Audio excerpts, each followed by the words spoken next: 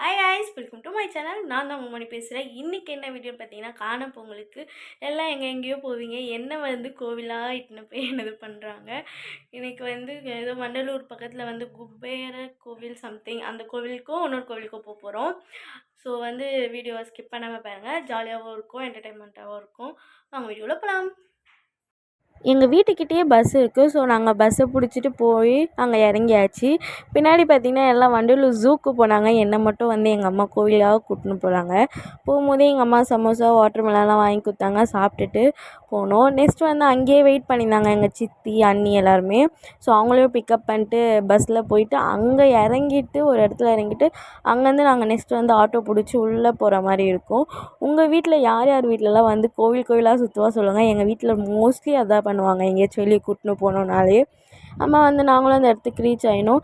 எப்போவுமே இங்கே இவ்வளோ கடை இருக்காது. ஆனால் அன்றைக்கின்னு பார்த்தா செம்ம கடைலாம் இருந்தது பொங்கலுன்றதுனால. எங்கள் அம்மா பூ வாங்கினே இருக்கும்போது இந்த மாடு வந்து அந்த அருகம்புல்லை பிடிச்சி அதை இழுத்து சாப்பிட்டுடுச்சு. நெக்ஸ்ட்டு வந்து கோயில் உள்ளே போகலான்ட்டு எல்லாத்தையும் வாங்கிக்கிட்டு அர்ச்சனை பண்ணுறதுக்கு நாங்கள்லாம் உள்ளே போயிருந்தோம். இந்த கோவில் வந்து ரொம்ப பெருசுலாம் கிடையாது. ஆனால் கொஞ்சம் குட்டி கோவில் தான். ஆனால் வந்து நிறைய பேர் வருவாங்க. நாங்கள் லன்ச் டைமில் போயிருந்தோம். ஸோ அதனால் கூட்டம் இல்லை.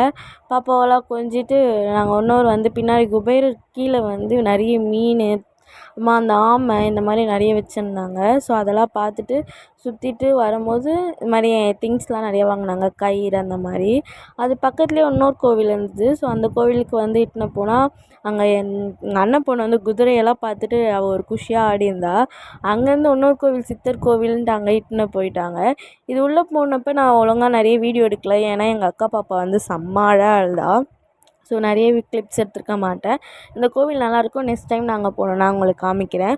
உங்கள் வீட்டில் யார் யார் வீட்டிலலாம் இந்த மாதிரி வந்து எங்கேயாச்சும் வெளியே கூட்டின்னு போகணும் அப்படின்னா வந்து கோவிலாக இட்டுன்னு போவான்னு சொல்லுங்கள். ஏன்னா எங்கள் வீட்டில் மோஸ்ட்லி இதுதான் நடக்குது. நெக்ஸ்ட்டு பஸ் பிடிச்சி நாங்களும் வந்து வீட்டுக்கு கிளம்பியாச்சு. இது வந்து நான் காலியான பிறகு சொல்கிறேன். அதான் எங்கள் அம்மா சொன்னதுக்கு நான் சிரிச்சிருப்பேன். அவள் தான் கைஸ். நெக்ஸ்ட் வீடியோவில் உங்களை பார்க்கலாம். இது மாதிரி தான் என் பொங்கல் எனக்கு போச்சு.